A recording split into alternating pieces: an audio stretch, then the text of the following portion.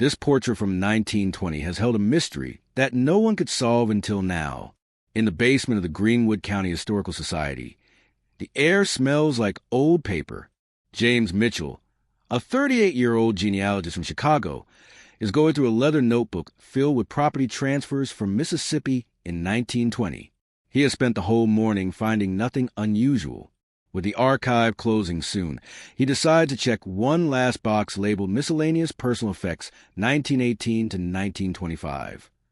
Inside the box, wrapped in aging tissue paper, is a stack of worn photos. One picture stands out. It is mounted on thick cardboard and still in good shape. The studio mark says Crawford Photography, Greenwood, Mississippi, March 1920. The photo shows a formal family portrait. A black couple sits in the center dressed in their best clothing. The man wears a dark, well-pressed suit and looks confident. The woman sits with her hands in her lap, her dress neat and her expression calm and steady. 3 children stand behind them. 2 girls, around 8 and 10, wear white dresses with ribbons in their braided hair. But the 3rd child stops James cold. A young boy stands between the girls. He looks about 7. His skin is light. His hair is light brown and wavy. Even through the sepia tones, his eyes appear light-colored. He is clearly white. James leans in, studying the scene. The boy doesn't look out of place. The man's hand rests gently on his shoulder, and the family appears natural and connected. On the back of the photo, written in faded pencil, are the names Samuel, Clara, Ruth, Dorothy, and Thomas. March 14, 1920. James snaps a photo with his phone and writes the names in his notebook. In 1920 Mississippi, a black family raising a white child would have been dangerous. He takes the picture to the archivist, Mrs. Patterson. When she sees it, her face shifts with recognition. She explains that the couple is Samuel and Clara Johnson, a respected local family. Samuel worked as a carpenter and Clara as a seamstress. As for the children, she says she has heard old stories that people rarely talk about anymore. She tells James to visit Evelyn Price, a 93-year-old woman at Magnolia Gardens whose mother knew the Johnsons. Mrs. Patterson lets James keep the photo, saying no one has claimed it in 70 years. As he walks back to his car, James studies the faces in the photo, for seem ordinary. One changes everything. Someone in 1920 went a great effort to hide the truth behind this picture. Tonight, he will begin digging. Tomorrow, he will visit Evelyn in his hotel room. James opens his laptop and searches the 1920 census for Greenwood. He finds a Johnson family. Samuel, 32, a carpenter. Clara, 29, and their 2 daughters, Ruth and Dorothy. Only 2 children are listed, no son named Thomas. He checks birth records for a white boy named Thomas born in the county between 1912 and 1914. Every record he finds belongs to a different family. None match. He emails his assistant asking for death records from 1918 to 1920 for white couples who died around the same time and left young children behind. Searching old newspapers, he finds a short article from February 3rd, 1920. It reports a house fire that killed Robert and Margaret Hayes and left behind 1 son, age 6. The timing and age match the boy in the photo, but there is no follow-up reporting on what happened to the child. James checks reports about local orphanages. A 1921 county report describes harsh conditions at the Greenwood County Children's Home. It mentions overcrowding, long hours of forced labor, and children who went missing with no records to explain what happened. His assistant emails back with more information. The children's home was investigated in 1921. The director claimed children had been adopted, but no paperwork could confirm it. The home closed in 1923. Many records are missing. James creates a timeline. February 1st, the Hayes parents die in the fire. February 3rd, the newspaper mentions the orphan son. March 14th, the Johnsons take a family portrait with a white boy named Thomas. Only 6 weeks separate these events. He studies the image again. Samuel's hand on the boy's shoulder. Clara's calm expression. They knew the risk. Before midnight, James makes a promise to the photo. He will uncover the truth and find Thomas's family. The next morning, he visits Magnolia Gardens. Evelyn Price waits for him in the sunroom. Her memory is sharp, and she recognizes the Johnsons right away. She remembers a talk at the time, how people were scared because having that boy in their home was dangerous. But Samuel wanted proof that the child was real and cared for in case anything happened to them. James asks how the Johnsons ended up with him. Evelyn explains that after the fire, the boy sat alone on the burned steps of his home.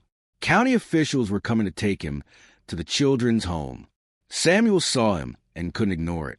He told Clara, who cried because she knew how unsafe it would be, but she said she couldn't let a child be sent to that place. They brought the boy home quietly before the officials arrived. To the outside world, they said he was Clara's nephew from up north. People didn't question it. The black community knew the truth and kept the secret.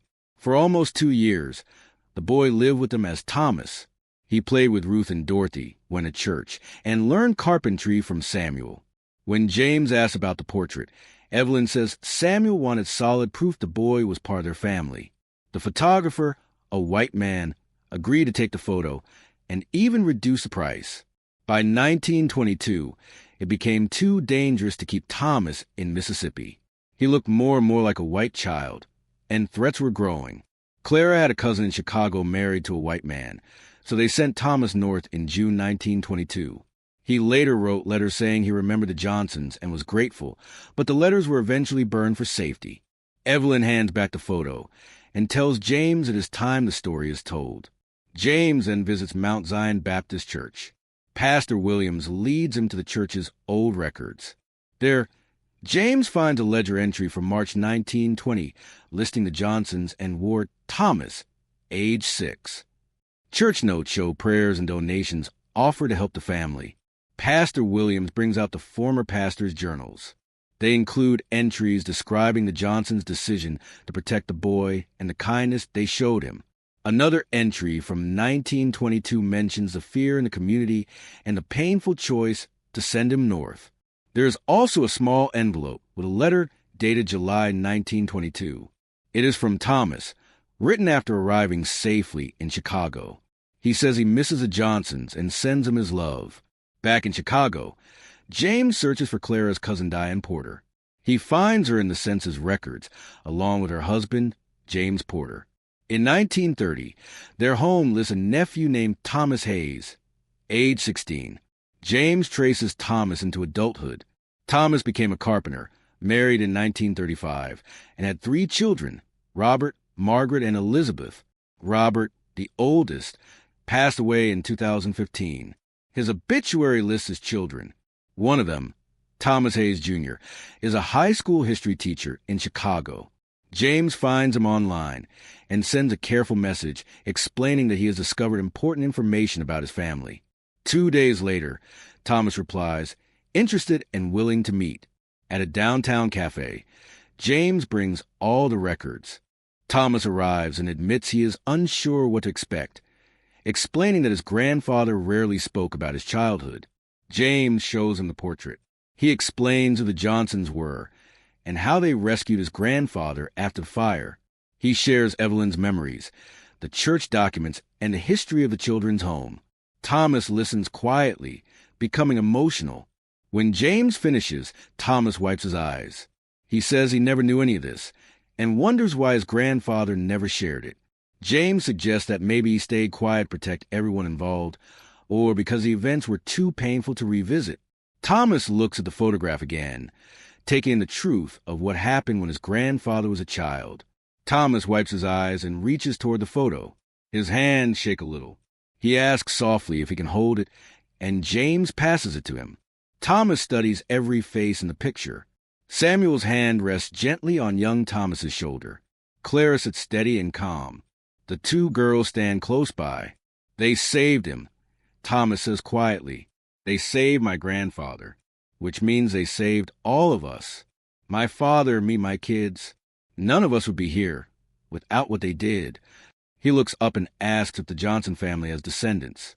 James explains that he focused on finding the Hayes family first, but both Ruth and Dorothy had children. Somewhere out there, the 2 families connect through those 2 years when their lives crossed. Thomas places the photo down with care. He says he needs to tell his entire family and wants to find the Johnson descendants to thank them. James is glad to hear it. They talk for hours as James shows him every document. Thomas takes notes and photos, trying to understand the full picture. History is his profession, and he wants to make sense of how this changes his family's story. Before leaving, he shakes James's hand and thanks him repeatedly. James then shows him the letter written by young Thomas 2 months after arriving in Chicago in 1922. Thomas reads it slowly and more tears fall. The letter shows how much the child cared for Johnsons and how they were Mama Clara and Papa Samuel to him. Thomas folds the letter and promises he won't let the memory fade again. James returns to his research to find Ruth and Dorothy's families. He begins with Ruth. The 1930 census shows her still living with her parents, but by 1940 she is gone from the household, likely married. James searches marriage records from the 1930s and finds that Ruth Johnson married William Crawford in 1933. William happened to be the son of Albert Crawford, the photographer who took the 1920 portrait. Ruth and William had 4 children: Albert Jr., Clara, Samuel, and Mary. James follows their records and finds that Clara Crawford married Jerome Washington in 1958 and moved to Memphis. They had 3 children, including a daughter named Ruth Washington, born in 1962. James finds Ruth Washington online and sends her a message. She replies within hours, saying her grandmother had mentioned a brave secret her parents were involved in but died before explaining it.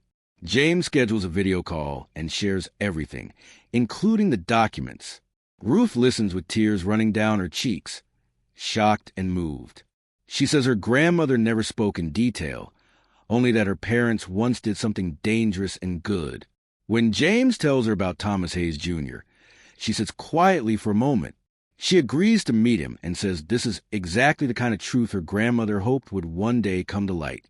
James then traces Dorothy's family. Dorothy married Marcus Lewis in 1935 and moved to Chicago in 1942. They had 5 children, and one of them is Patricia Lewis, now the church secretary who helped James at Mount Zion. Pastor Williams, who also helped him, is Dorothy's grandson. James calls Pastor Williams and realizes the pastor already knew the family's story. Williams explains that his grandmother told the truth before she died, and the family protected it for generations. They waited for someone outside the family to piece it together, so there would be no doubt about its accuracy. James understands. He tells Williams that Thomas Hayes Jr. wants to meet both sides of the Johnson family, and Williams says they will make it happen. 3 months later, on a warm June Saturday, both families gather at Mount Zion Baptist Church. Nearly 30 Johnson descendants arrive from different places. 23 members of the Hayes family come as well. The church is full, but the gathering is private and media-free. The 1920 photograph is displayed at the front. Thomas Hayes Jr. speaks first. His voice shakes as he explains that his grandfather lost his parents at 6 years old and would have been sent to a dangerous orphanage if not for Samuel and Clara Johnson. He talks about how they protected him, even though it put them at great risk. He tells the Johnson descendants that their ancestors shaped the entire Hayes family's future. He steps forward and thanks Ruth Washington directly, saying he will pass his story to every generation in his family. Pastor Williams speaks next, explaining that Samuel and Clara were everyday people who did something incredibly kind and brave. He reminds everyone that the photograph was taken as proof that the child mattered and was loved, even though taking the picture was risky. Ruth Washington shares memories passed down from her grandmother Ruth about young Thomas living with them, slowly healing, learning carpentry, and becoming part of the family. She describes how hard it was when he had to be sent away for safety. Then Thomas Hayes Jr. shares something from his own family. He shows a small wooden horse found in his grandfather's attic after his death. Under the base are the initials S.J. His grandfather kept that toy for more than 70 years. Thomas hands it to Pastor Williams and says it belongs to the Johnson family. The day ends with both families sharing stories and embracing as one. Reporters soon arrive, and Thomas holds up the 1920 photo, explaining the truth Samuel and Clara protected. The story spreads nationwide, highlighting their courage.